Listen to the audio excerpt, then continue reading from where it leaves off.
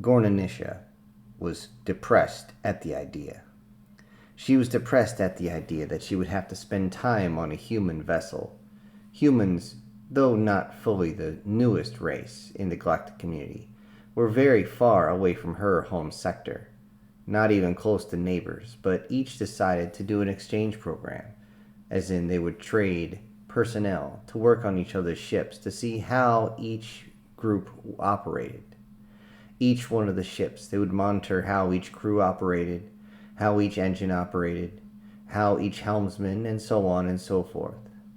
She was considered one of the best, as her observational skills were far beyond what anyone had expected. She had breezed through all of her courses and was expecting to be placed on some sort of embassy guard, some sort of detail that was going to be cushy and lavish and full of extra pay. But instead, what did she get? She got assigned to a human vessel, and she loathed the idea. She had never actually met a human before. She waited until it was going to be time to actually get on the ship. Some said that they were mean, some said that they were kind, some said that they're odd to look at. Everyone said that they are some of the most interesting personnel you will ever come across. She was hoping that this interesting part would be what kept her from being bored. She did not expect much from humanity at all. Not from a single person, not from their entire species. In fact, she looked at them with such disdain that it was impossible to hide. Absolutely impossible. Even more so as she looked out the window from the observation deck at the human ship she would be serving on. She grimaced at the sight of it. Now, most species, once they reach the outside of their own cradle, will simply use aesthetics in their ships. Everyone looks a certain way, whether it be rounded edges, angles, stretched out, stout, boxy, circular, cube, sphere, it doesn't matter. They were all pretty much identifiable very, very quickly by their shape. And many of them had extra parts on the outside of their hull simply for aesthetic reasons, which made them seem as though they were gliding through space. Everyone enjoyed this. It brought a little beauty to the darkness of space. But as she looked out to the human ship, all she saw was what she was told she was going to see. A flying brick. It was several different portions kind of slammed together, seemingly haphazardly. She looked at the ship and kind of cringed at the idea. It was a giant space hulk that seemed to have an engine on the back or front end. She couldn't tell. She knew the humans used a type of gravimetric drive, but she didn't fully understand it yet.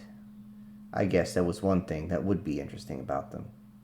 As the ship got closer and closer, it was obvious that the humans had come up to one side so that they could dock with her ship. Surprisingly, all the hard points lined up. This must be what they meant by interesting, as she couldn't tell where the hard points were at first, at least until the umbilical came out to dock with the ship she was in. Hastily, she went down to the decks and met up with the captain. The captain scolded her for being a little late, but since the humans had not actually shown up yet, she showed that she was just on time. The captain did his version of an eye roll, which was simply to bring down his eye stalks and then bring them up again. Gornisha understood this, as she had worked with the Yucca before. The Yucca were an insectoid, almost Cretaceous type species, though they were very, very straight to the point. You would never actually find a Yucca that was capable of lying, but you would find one capable of assembling a ship from a box of scraps. This was one of the few reasons why everyone dealt with them, even though they didn't want to, as they had the personality of a bulkhead. Gornisha sat what seemingly took an hour, but was most likely only 1 minute, before she heard the telltale signs of bipeds walking through. The shake from the umbilical was enough to send enough sound waves through that she could hear it. The doors opened, and she saw the humans for the first time. At least she thought she did. As it turns out, the humans showed up in a type of suit. Each of these suits seemed to be custom to each one, as they began to scan the area very quickly. After a few seconds, their sensors seemed to beep, and they simply turned them off. Seemingly secured with their safety, they simply reached out one of their appendages and welcomed everyone to their sector. Welcome to the Soul Sector. You could barely hear anything through the suit itself. Then the human reached up, pressed the button, and you could hear, oh, sorry about that. Welcome to the Soul Sector. We're here to pick up a Miss, checking his readout, Gornanishia. She immediately snapped at them. The humans seemed to be only slightly amused at her outburst. However, they simply waved and said, "This way, please. Do you have all your items with you?" She looked kind of confused. "Items? Your personal belongings." "I have everything here." She simply waved at the harness that she was wearing. It then occurred to the humans that this was everything she was going to bring. They were a little put back at this, until one of the humans, with a much lighter voice, "Don't you have a change of clothes? It's going to be a little cold if all that's you're going to wear." Gornaritia looked down, confused at her garbs. This was what all her species wore. They did not care much for clothing. Clothing always seemed to get in the way, although more and more of her population was earning the modicum of the immodest ones because of this. This was the only reason that she had decided to put on anything at all. It seemed this bothered the humans a little bit, though they seemed to pass it away very quickly. As Gornitia was being escorted into the umbilical so they could reach the other ship, the captain of the Yucca group said, "We did not do this trade for free," reminding them that there was payment due. The one in charge of the human group said, "Absolutely," reached back and motioned to one of his subordinates. The subordinate simply brought forward 2 cases that he had been holding and placed them down with an audible thump. Everyone knew what this was. Everybody knew what the Yucca wanted from the humans, what was always welcome in trade. They opened the case and immediately sniffed the air. Coffee. Yes, it's strong stuff. You might want to go easy on this batch. Yes, of course. And immediately he closed the bags and picked them up himself. Gornaritia barely could see as the Yucca crew grabbed the bags and took off, immediately looking forward to their immediate high. As it turns out, coffee had an effect similar to heroin with them, but it lasted much, much longer. This would put a crew out of commission for about a year, just those 2 small cases, as it would only take a scoop the size of a thimble to put them basically in a coma for over a week. Gornaritia sneered at the idea of this, and she simply turned her head forward and followed the humans in. Once she did, she was inside a room standing in front of a bulkhead door. There was no decoration or anything of that nature, no party or anything to welcome her on board that she could see. She simply stood there with the rest and waited for the rest of the humans to get back inside the ship. As they did, the door behind them shut, and she could hear the mechanical device of the umbilical being pulled away from the other ship. Then, with a quick burst of air, the door opened inside the ship. But as they walked through, the humans simply reached up and began removing their helmets. She looked over, and everything was bulky and utilitarian. There was no anything there. The color was, as the humans would eventually say, industrial chic. They seemed to find this funny, but she did not. It was depressing. She looked over, and everything had its own compartment. Everything was laid out specifically and tactically for certain uses. As she looked, the humans took off their bulky suits and simply hung them up next to a plate that had different symbols on it. She would find out later that these actually had their names on them. That way they could find their suit immediately. Next to it was also another locker that had other personal effects.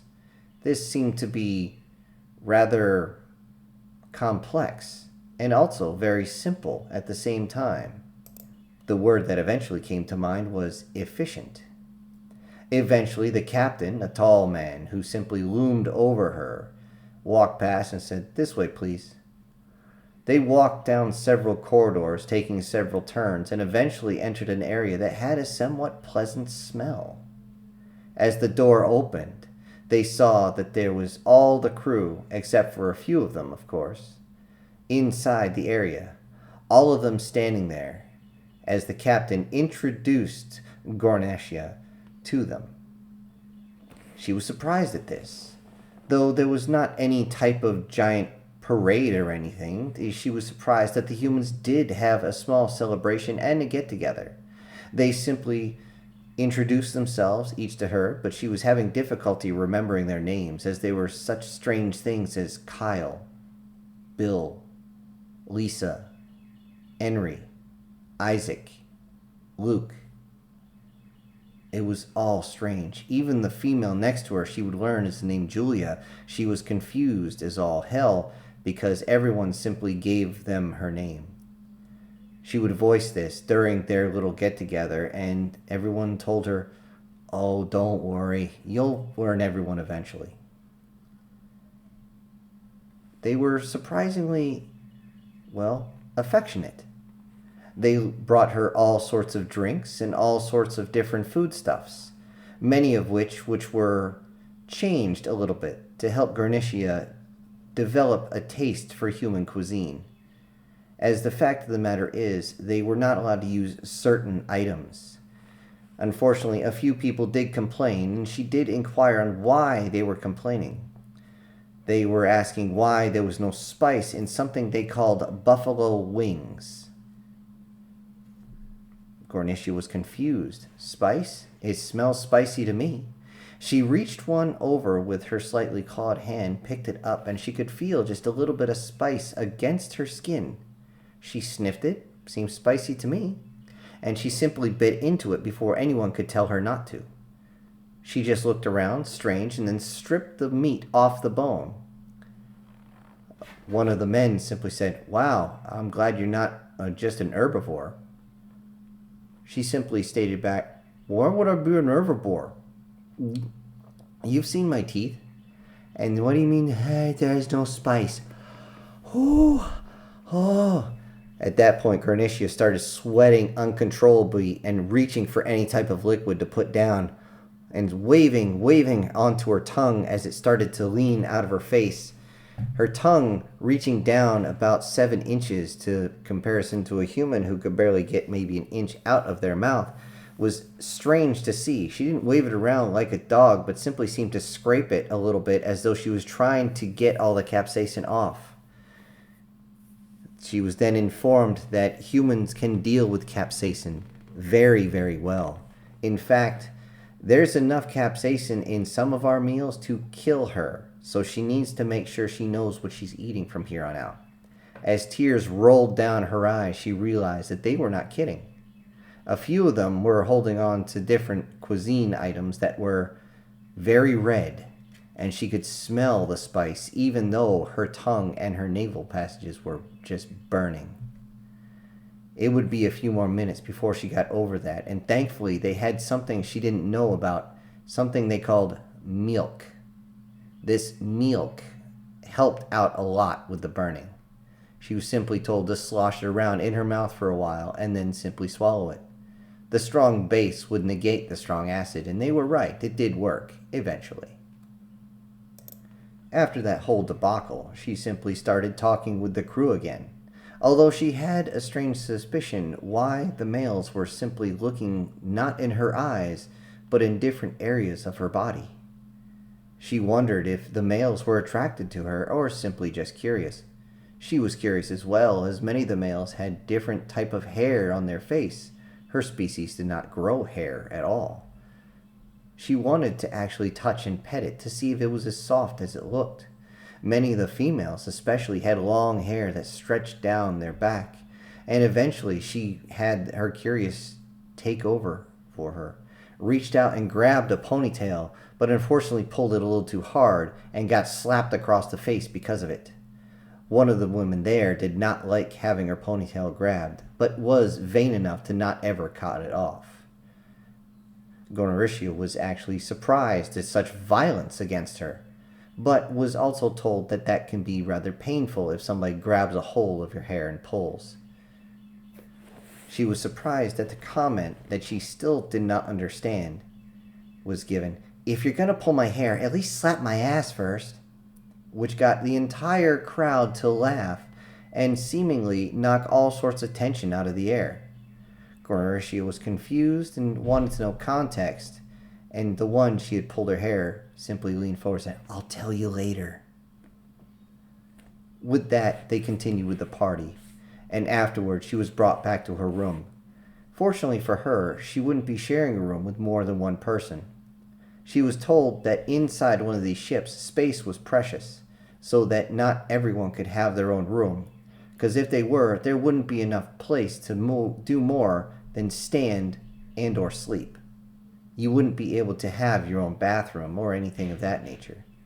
She had to confirm what bathroom meant before they continued, and rightfully so, as she had been holding herself for at least a few hours. Thankfully for her, the human facility seemed to work just fine for her physiology. Though this knowledge would go through the crew a lot, as many of them had questions, but they would have to wait. Gonorrhea was exhausted, and her new roommate, Emily, was a very sweet young girl, quite short for a human, at least it seemed like. Definitely shorter than Gonorrhea, who stood, by the human standard, just under 2 meters. Actually, 1.8 meters tall, which, as she was told, is tall for a human female. This is something that Gonorrhea didn't think twice of until her roommate simply said, "And I know the boys around here love a tall chick. Hell, they'll climb you like a tree." Gonorrhea didn't understand, as her roommate seemed to giggle uncontrollably. A strange sound she would find out is just a light laughter, which is usually something that human females do when they're trying not to belly laugh out loud. She would learn laughter later, whether she wanted it or not. The next morning, Gonorrhea was shown around the ship and given a complete and total tour of just about every single space outside of anyone's personal space, that is. She was shown everything from stem to stern, dorsal to ventral, and was surprised at how efficiently the inside of each of these ships was set up. It actually did surprise her, and humans did not disappoint on the surprises, as it seemed as though there was a very jovial attitude in almost every single space. That is, until they got to a few of the maintenance crew that were dealing with an issue, many of them yelling for tools, other ones throwing the tools, others bouncing around, using 0G in that area to be able to maneuver themselves into different locations and ways that they could actually tighten down bolts, move different areas, swap out materials, and so on and so forth. They seemed to be angry as they cursed constantly at each other. Gonorrhea had to be told that this is just the way they act. Don't take it personal. Believe me, they'll let you know if it's going to be taken personal. Gonorrhea, confused, but let it go as she continued her tour. Eventually, she ended up back on the bridge where the captain would turn with that bushy beard of his and ask, "So, did you enjoy your tour?" Gonorrhea responded, "Yes, it was enlightening." "Good. Your station is over there." "My station? I'm actually going to work? I'm not just going to observe?" "Everyone works on this ship. You don't work, we send you back. Nobody freeloads here." "Freeloads? Gets to do nothing while everybody else works. And you just live off the backs of everyone else. That's called slavery." Oh, Slave Master is freeloader? Close enough. Anyways, there's your station. Your partner will brief you. Gonarishia sent over, and what she saw was actually surprising. She was going to help out with the engineering, making sure that all the power worked within the ship. She was surprised. Her partner, Ricky, sat right next to her. He looked over to her, didn't seem to smile, but seemed to look her up and down kind of suspiciously, low and slow. Each time he went up and down, she seemed to move just a little bit each time as though to give him a better look. Gonarishia simply asked, "Is there an issue with my appearance?" Ricky simply responded, "No, I think we're going to get along well." From across the room, you could hear, "Don't do it. Just don't do it. You don't know what's going to happen." Ricky didn't even turn to look, but simply just raised his hand so that his palm was facing forward and his hand was in a very solid fist, and then simply raised the middle appendage for just a few seconds, and then brought it down to again a few light giggles around the bridge area. Gonarishia very quickly got to work and learned her job. She learned that it wasn't a very busy job, but a very important one. She would also have to do her due diligence in with the basic cleaning and maintenance. She would help out the maintenance crew, and she would also help out with all sorts of cleaning as well. It seemed that everyone took their turn. Although she did not like what the humans called swabbing. After about 28 days of this, the ship had gone on several different runs, moving several different pallets of equipment to other ships, also getting a resupply.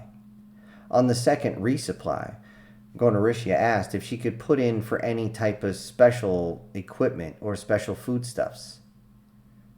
Everyone was surprised. They said, "Absolutely, go ahead," as they handed a data pad over to her.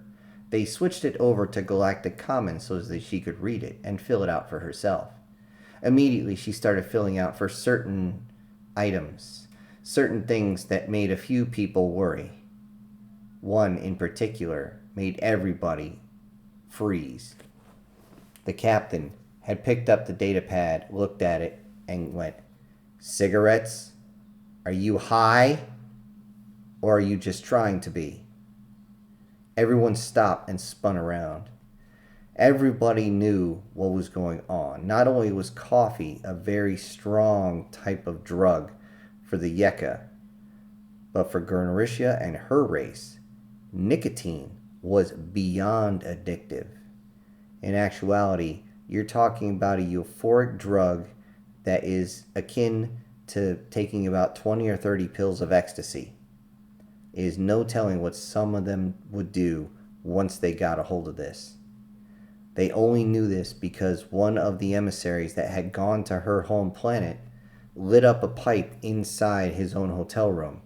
And when the maid came in to clean, and also those who brought the room service, they immediately started acting strange, to the point where one of them actually went downstairs, punched their boss in the face, and when he was on the ground started kicking the crap out of him, and then simply walked out after stripping off their clothes. This was why nicotine was not something that was allowed inside that ship. It was immediately flagged, and Gonarishia had to go without. Although her other requests were easy to fill out. Corn chips and things of that nature. Though she wanted to try something that surprised everybody. She wanted to taste a cricket. We didn't know why, but it turned out she meant to say cracker, not cricket, as everybody was disgusted at her trying to actually eat a live cricket. She wasn't even insectoid in nature. She was more reptilian, if you really want to get down to it. But she looked so human in comparison that most of us just figured it out. Eventually, when it came down to the final month that Gonarishia was going to be there, she sat down with many of the crew during their dinner break, which is usually a long sit-down dinner with everyone, so they could, as they like to call, shoot the excrement.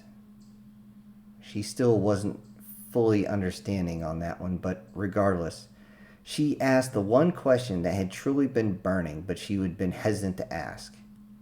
Why is it human ships are so ugly? This made everybody in the room stop their conversation, turn and look at her. Are you calling our girl ugly? Well, no, I didn't mean to offend, but relax. With that, Ricky, the one that had been sitting next to her, simply put his hand on her hand to try and calm her down, as she looked like she was afraid, like the humans were going to jump on her and eat her or something. He looked into her eyes and just went, "Don't worry. We're not taking it personal." With that, the captain simply turned and said, "It's not that our ships are ugly. We just don't care about aesthetics. You're in space. What the hell do we need to be aerodynamic for? Why would we need swim fins? Why would we need rounding armor when sloping armor works just fine? Why would we need all that extra garbage on this ship?" Gornaricia really didn't have an answer besides one. Beauty in space. Everyone paused, looked at each other, and then began to laugh uncontrollably. Beauty in space. Okay, what the flying? What the? Really? You want beauty in space? Follow me. She got up. Her, Ricky, Amanda, and a few other folks. They went over to the observation deck. They said, "Look up." Gornaricia looked into the darkness of space. She could see a nebula off in the distance. There's beauty out there. You just have to see it. Gornaricia looked at him confused. Ricky simply said, "Don't worry, I'll show her. I know everyone's kind of running a little late right now, getting back to their posts. I'll take care of this." Since their shift had been over anyway, it was okay for her and Ricky to stay there. With just the two on the observation deck, they looked into the darkness of space at the stars, and Ricky tried to explain, if you look up at the vastness of space, the wonder of what could be out there beyond your own comprehension is just beautiful in and of itself. Gornaricia was hesitant to think this way, as everything in her mind had to be logical, had to understand. Then he simply pointed at the nebula.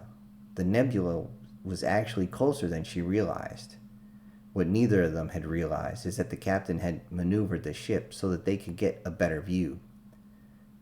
Thankfully, the gravity control systems made it so they didn't feel the sudden shift of the ship itself.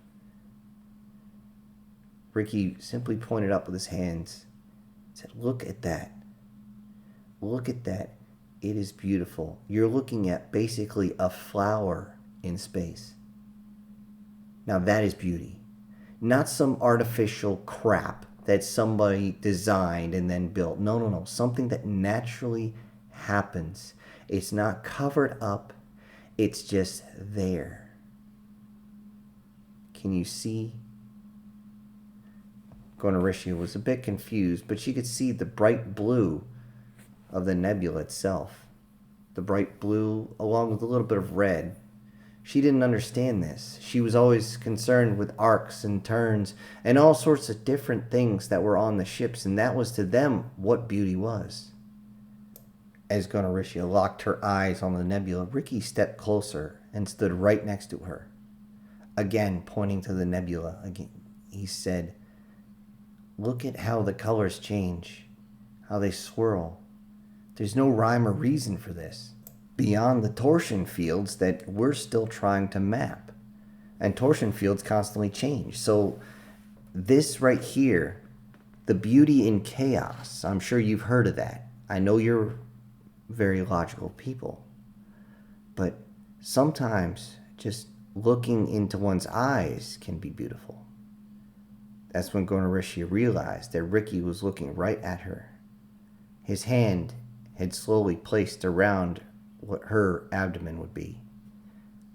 She turned to him and looked, and then he responded, "We don't care how our ships look as long as they're functional.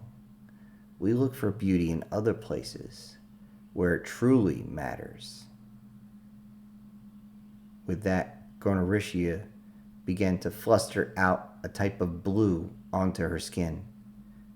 Ricky understood this as her version of blushing. And with that, Gonoritia began to understand that humans were interesting not because of all their engineering prowess, not because of their friendly demeanor, but because of the way they look at the universe with such wonder, with such ideals, and with that, the opportunities out there were beautiful. At this point, Gonoritia looked up, and she could see the nebula was even closer, and she began to understand what Ricky had told her. The nebula truly was one of the many things out in space that held the beauty in the darkness. You simply had to look and see it. She simply stated, "There is much beauty in space." Ricky tightened his grip just a little and then simply said, "I see beauty in this ship too."